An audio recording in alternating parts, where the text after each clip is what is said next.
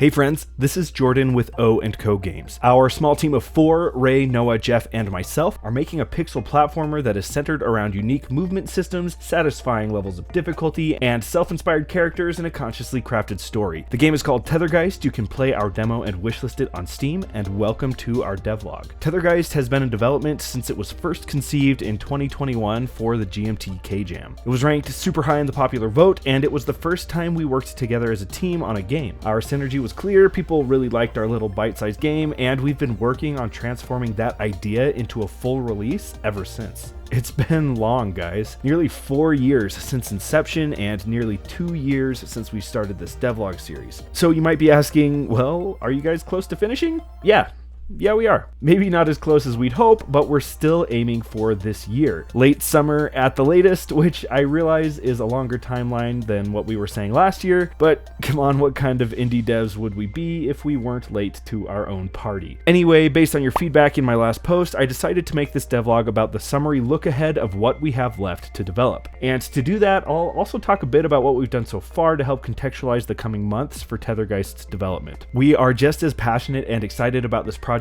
as we've ever been, and I'm telling you now, Tethergeist is going to be a banger when it comes out. I promise, or your money back.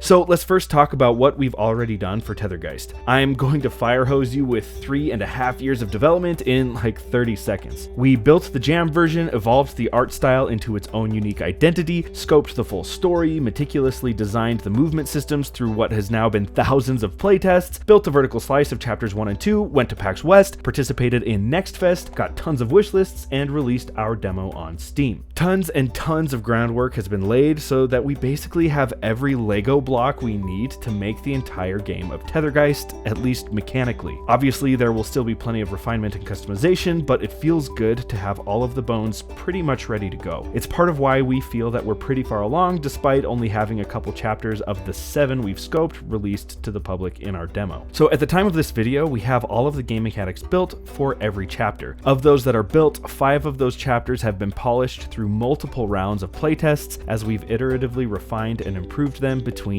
each round. Some of you watching have participated in those playtests, and for that we salute and we thank you. Playtesting is kind of our secret sauce, and we can't do it without engaged players who are equally excited to support the success of this game. So seriously, thank you. Anyway, as far as the roadmap is concerned, what's left? Well, here's a rough overview. We're getting super close to wrapping up the mechanics for all chapters of the game, so by the end of March, we plan to have all of the game mechanics for all chapters finished. In tandem with that, we are on track to have basically all of the art assets created and in engine. I have 90% written here because while we will have all of the anticipated artwork finished, we're expecting new art needs to prop up as we continue to playtest and implement the artwork in the game. The last thing we plan to do in March is have a strong lead into designing and building the full levels for each chapter. So rather than the bite-sized levels we've made for testing mechanics, we'll start on building the levels of the chapters as a whole. Honestly, this might be the most exciting part for me. After over 3 years of work, I can finally go all Mario Maker on Tethergeist.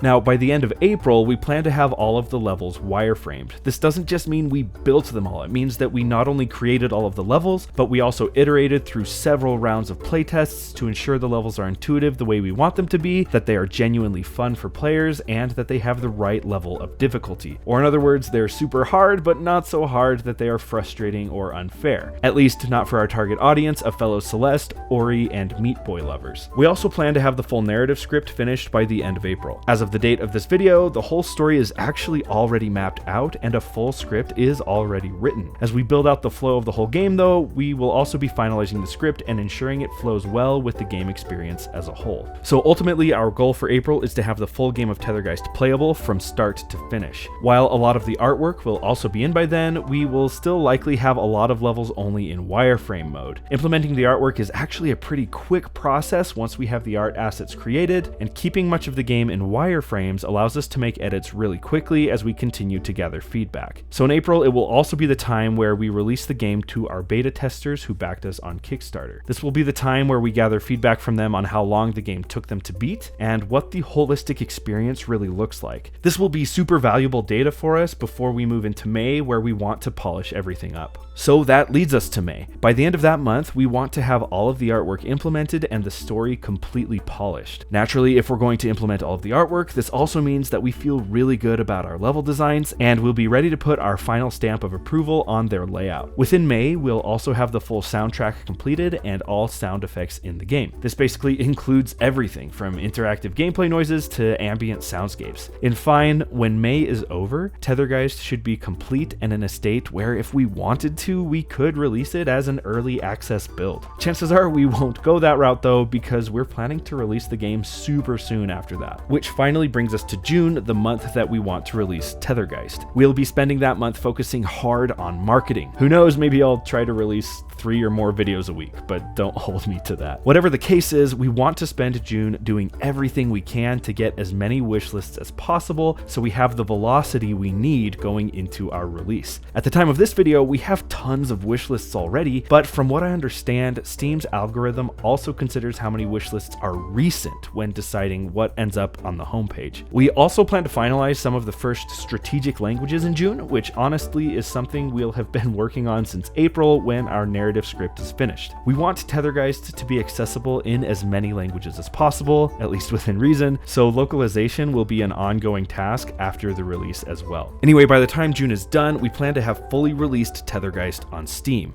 in all its glory. We are anticipating the Switch 2 is going to be a big deal around that time as well, so we'll be focusing really heavily on porting to Switch as soon as we can after our Steam release. Hopefully we can time the Switch version of Tethergeist closely with the release date of the Switch 2. We want to be one of the best fresh indie platformers on the Nintendo eShop when that wave of Nintendo players first gets their spiffy new console. Obviously there's still some fuzziness around how it's all going to work, but we know the Switch 2 will be backwards compatible with Switch games, and the dev kit for Switch is already one of the features available to us in GameMaker. So we're optimistic we'll be able to move relatively fast on that, hopefully less than a few months after our Steam release. Time will tell, I suppose. Hopefully I'm not eating my words when the day comes. Either way, Switch is going to be a huge priority for us. Anyway, after that, we'll be in the thick of porting to other platforms like PlayStation and Mac, localizing into additional languages, and pushing out any patches that need to happen once we've opened the floodgates to the greater public. Obviously, June won't be the end of our development of Tethergeist, so there's plenty beyond this roadmap in that post-release phase of development. Now, many of you might be saying this timeline is extremely ambitious and you doubt we'll finish Tethergeist in this time frame.